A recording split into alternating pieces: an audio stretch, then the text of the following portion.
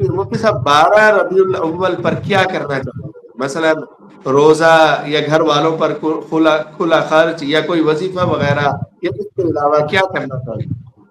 دیکھیں 12 ربیع الاول اس اعتبار سے تو بہت اہمیت رکھتا ہے کہ یہ مہینہ آپ صلی اللہ علیہ وسلم کی ولادت کا مہینہ ہے، لیکن 12 ربیع الاول کو آپ کی ولادت کا جو قول مشہور ہو گیا ہے وہ درست نہیں ہے۔ اس میں اختلاف بھی ہے، 2 ربیع الاول، 8 ربیع الاول، 9 ربیع الاول، 10 ربیع الاول، 18 ربیع الاول، 20 ربیع الاول، یہ سارے اقوال ہیں۔ ان میں سے زیادہ راجح 2 قول ہیں۔ بعض حضرات نے 8 ربیع الاول کو ترجیح دی ہے، بعض حضرات نے 9 ربیع الاول کو ترجیح دی ہے، لیکن 12 ربیع الاول کو کسی طرح بھی آپ کی ولادت کا دن نہیں بن سکتا، اس لیے کہ ریاضی کے حساب سے اگر حساب لگائیں تو یہ متعین ہے کہ آپ کی ولادت مبارکہ ربیع الاول میں ہوئی، یہ بھی متعین ہے کہ پیر کا روز تھا۔ تو اب اگر آپ کی ولادت کے زمانے میں چلے جائیں ریاضی کے حساب سے، تو پیر کا دن 12 ربیع الاول کو قطعاً نہیں بنتا، اس لیے 12 ربیع الاول کو آپ کی ولادت ہے نہیں۔ تو یہ 12 وفات، آج سے 40-50 سال پہلے ساری دنیا اس کو 12 وفات کہتی تھی، اس لیے کہ 12 ربیع الاول کو آپ کا وصال ہوا یقینی طور سے، اس میں کوئی اختلاف نہیں ہے۔ تو اس لیے 12 ربیع الاول کو ولادت کی خوشی منانا تو ٹھیک نہیں ہے۔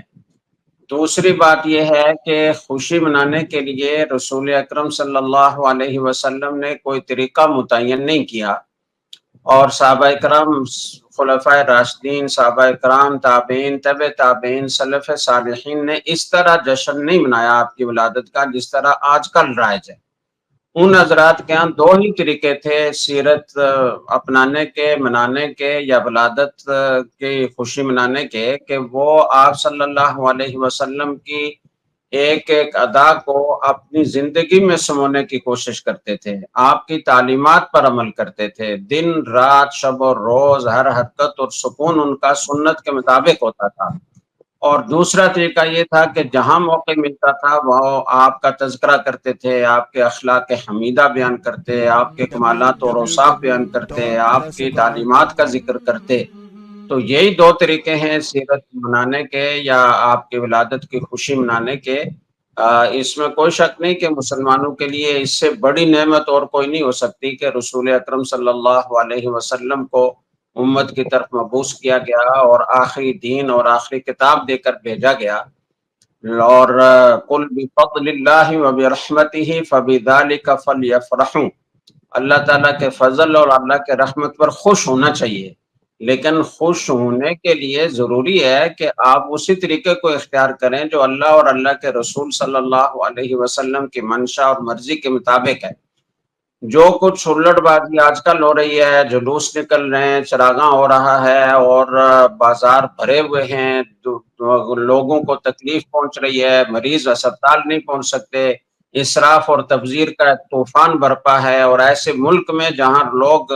نان جبی کے لیے محتاج ہیں اور ان کو ایک دن کی روٹی میسر نہیں ہے، اس میں کروڑوں اربوں روپے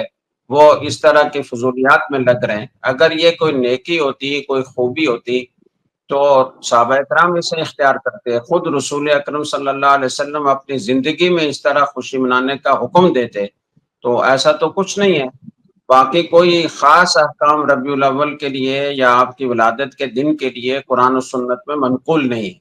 اصل بات یہ ہے کہ ہمارا ہر دن ربیع الاول کی طرح ہونا چاہیے کہ ہم رسول اکرم صلی اللہ علیہ وسلم کی سیرت کو اپنائیں اور آپ کی تعلیمات کو اپنے جسم پر، اپنے گھر میں، اپنے ماتحتوں میں، اپنے بازار میں، اپنی مارکیٹ میں، اپنی عدالت میں، اپنے ہر جگہ پر نافذ کریں۔ یہی ہمیں تعلیم دی گئی ہے، اور اسی سے آپ صلی اللہ علیہ وسلم کے دل کو خوشی پہنچے گی۔ جلوس نکالے، نمازیں غائب ہو رہی ہیں، جلوس نکال رہے ہیں، جھوٹ بول رہے ہیں، جلوس نکال رہے ہیں، تجارت میں دغا بازی کر رہے ہیں، دھوکہ دہی کر رہے ہیں، تو ایسے جلوس نکالنے سے آپ صلی اللہ علیہ وسلم خوش ہوں گے۔ اور ایسے جلوس جن سے ہزاروں لوگوں کو تکلیف پہنچ رہی ہے، وہ اپنے کام نہیں کر پا رہے، ملک کی معیشت کو نقصان پہنچ رہا ہے، بازار بند ہیں، تجارت ٹھپ ہے،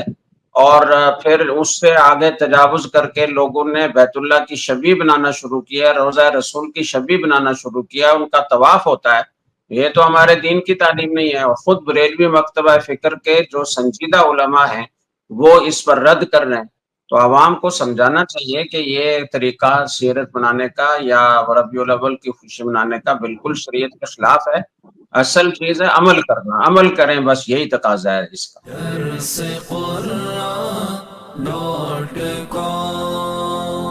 www.darsequran.com